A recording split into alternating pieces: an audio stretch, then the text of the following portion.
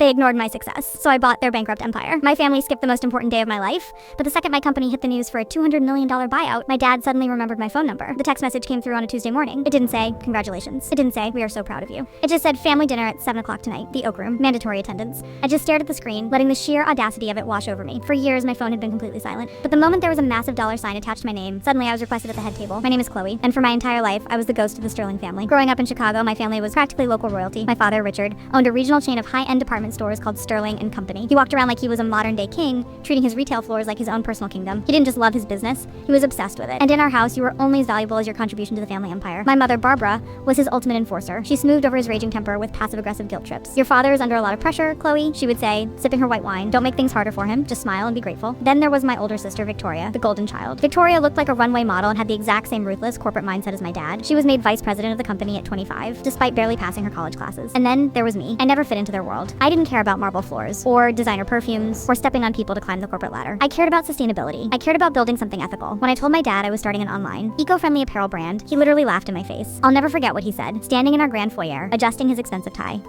Retail needs foot traffic, Chloe. It needs physical dominance. You are playing on a computer. It's a cute hobby, but don't expect me to fund your little arts and crafts project. I didn't ask for his money. I didn't ask for a dime. I just wanted his support. For the next 7 years, I poured my absolute soul into my company. I lived in a cramped, freezing apartment. I ate instant noodles for dinner 5 nights a week. I negotiated with suppliers, built the website from scratch, and cried myself to sleep when I couldn't figure out how to make payroll. Through all of it, my family was a brick wall of silence. When I managed to open my first small warehouse, no one showed up. When I got written up in a major business magazine, my mother changed the subject to Victoria's new luxury SUV. But the moment that truly broke me, the moment I finally gave up on them, was my wedding day. I was marrying Mark, the man who had held my hand through every late night and every panic attack. I sent my parents premium, embossed invitations. I practically begged them to just show up, just to be my family for one single afternoon. They didn't come. Dad claimed that there was a sudden supply chain crisis at the flagship store, and Mom said she couldn't possibly leave him alone in that state. Victoria didn't even bother giving an excuse. I walked down the aisle, looking at 3 empty chairs in the front row, and something inside of me just snapped. It wasn't a loud, dramatic break. It was a quiet, heavy realization. They didn't love me. They loved what I could do for them, and right then, I was entirely useless to their empire. After the wedding, I stopped trying. I stopped calling. I stopped sending holiday cards. I put every ounce of that leftover grief into my business, and it exploded. My company became a viral sensation. We scaled massively. And last week, a massive international conglomerate bought my brand for $200 million.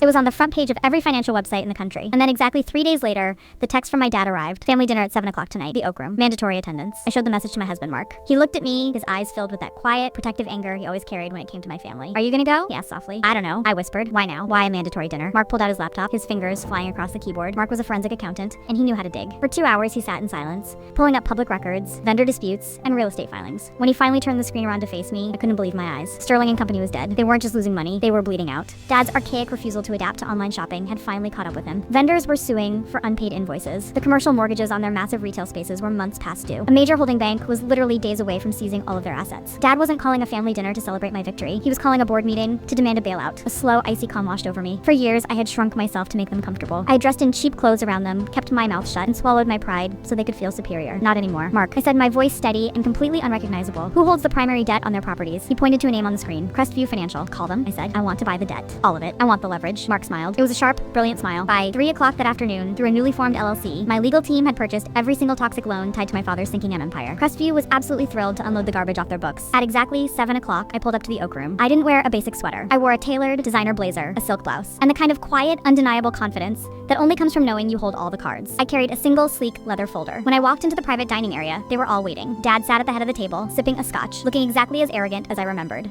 Mom was nervously picking at a bread roll, and Victoria was checking her phone, looking intensely bored. Nobody stood up to hug me. Nobody said congratulations. Glad you could make it, Chloe. Dad said, not even looking me in the eye. Sit down. We have family business to discuss. I didn't sit. I stayed standing, placing my leather folder gently on the mahogany table. I don't have much time, Richard. What do you want? Mom gasped. Chloe, do not use your father's first name, and don't take that tone with us. Dad held up a hand, playing the role of the tired patriarch. Let's cut to the chase, he said, clearing his throat. The retail market is in a temporary slump. We've hit a small cash flow snag. We saw the news about your little buyout. Congratulations, by the way. Now, since we are family, I am willing to let you invest $10 million into Sterling and Company to stabilize our quarter. Let me invest. He phrased it like he was doing me a favor. Victoria rolled her eyes. Honestly, Chloe, you owe us. Dad paid for your college, and now you have more money than you know what to do with. Just write the check so we can all go home. I looked at them. Really looked at them. I saw the desperation hiding right beneath their designer clothes. They were drowning, and they were trying to order the water to stop rising. A temporary slump? I asked, keeping my voice dangerously low. Dad, you haven't paid your main distributors in 8 months. You have 3 pending lawsuits, and Crestview Financial was preparing to foreclose on all 6 of your properties by Friday. The color instantly drained from my father's face. His scotch glass froze halfway to his mouth. How do you know about Crestview? He stammered. Mom looked frantically between us. Richard, what is she talking about? I slowly opened the leather folder, sliding a thick stack of legal documents down the length of the table. They stopped right in front of my father's plate. I know about Crestview, I said softly, because as of 4 o'clock this afternoon, I am Crestview. Or rather, my holding company is. The room went completely, utterly silent. The only sound was the faint clinking of silverware from the main dining room. Victoria leaned forward, her perfectly manicured hands trembling. "What are you saying, Chloe?" "I'm saying," I replied, looking directly into my father's wide, terrified eyes, "that I bought your debt. Every single penny of it. The bank didn't want your failing stores, Richard. But I did." Dad slammed his fist on the table, rattling the crystal glasses.